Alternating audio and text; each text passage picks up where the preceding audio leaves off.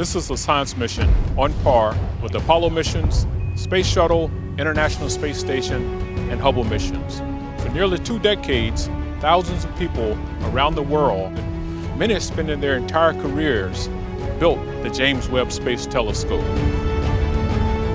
And it all comes down to this.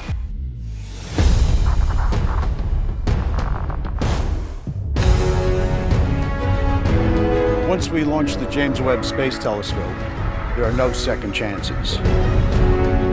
We have 300 single-point failure items, and they all have to work right. When you're 1,000,000 miles away from the Earth, you can't send someone to fix it.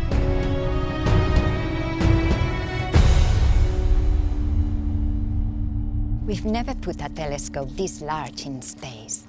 We want to see distant parts of the universe humans have never seen before. Looking back in time almost 14 billion years to see the first galaxies that formed after the Big Bang.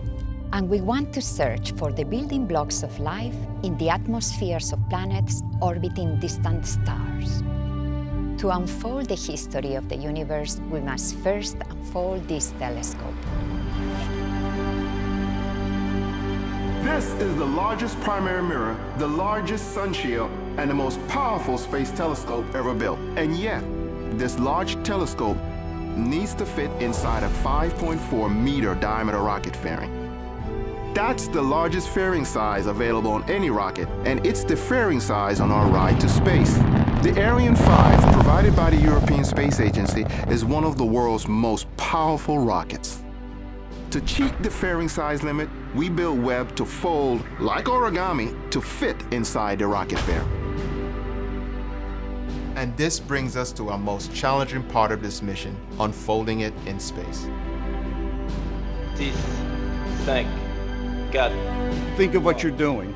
You're taking this extraordinarily delicate, precise, state-of-the-art scientific instrument, you're slapping it on a rocket, and for the next 8 minutes, the explosion from that rocket is following you into outer space. Vibrating you, shaking you. Everything that goes into outer space has to live through this environment and work once it gets there without having someone come to fix it.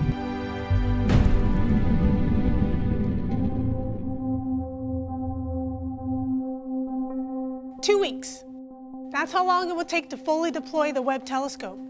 We can take longer if we need to, but those 2 weeks after launch are going to be nail-biters. This is the Mission Operations Center at the Space Telescope Science Institute in Baltimore. Those 2 weeks after launch will be like our Super Bowl, World Cup, you pick the analogy. Years of training comes down to these moments.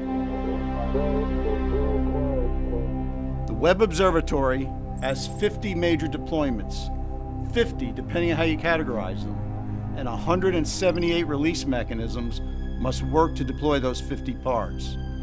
Every single one of them must work. Unfolding Webb is hands down the most complicated spacecraft activity we've ever done. Then again, nothing about Webb is easy. We've never done any of this before. There's nothing simple about sending anything into space. You can't do it without taking risks. This mission is squarely in new spacecraft territory. Webb is the perfect example of science desire driving engineering capability to new frontiers. Webb's unique design was born from reasoned engineering to accomplish its science goals.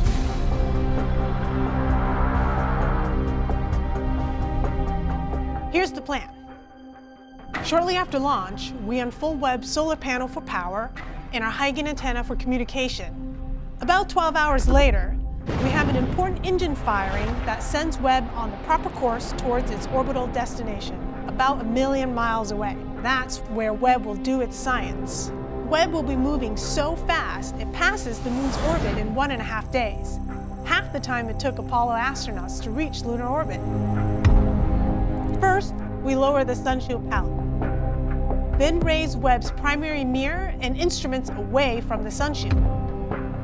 The solar wind will push us around with the sunshield open, so we'll unfold a trim tab to help keep us stable. We got these huge, iconic, golden segmented mirrors that will help us deliver amazing new images from the cosmos. But in some ways, the sun shield is a lot more complicated, and it's just as essential. Without it, nothing works. Here we've got 5 sun shield layers of approximately 8,900 square feet, almost the size of 3 tennis courts, a very thin Kapton material, about 1 to 2/1000ths of an inch thick. Making them go where you want them to go in zero-G is extremely challenging. The sun shield shades the telescope from the heat of the sun, earth, and moon. The concept is simple, but there is nothing simple about the design or operation, especially when you get to space. Webb's sun shield assembly includes 140 release mechanisms, approximately 70 hinge assemblies, 8 deployment motors, bearings, springs, gears, about 400 pulleys, and 90 cables totaling 1,312 feet. All this just to keep the sun shield under control as it unfolds. First, we release these special restraints that protect the sun shield during launch. They roll out of the way, but not all the way until we are ready to deploy a side. Next, we release a set of covers over the core region. Now comes the critical point. All 107 sun shield release mechanisms need to fire on cue. 107. They free the 5 sun shield layers, allowing them to extend as the mid-booms deploy.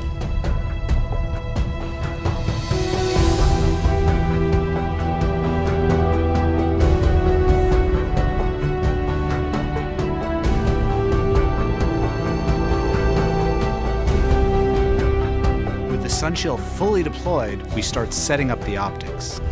First, the secondary mirror is extended and locked into place, and a special radiator behind Webb is extended, which helps further lower the temperature of the science instruments.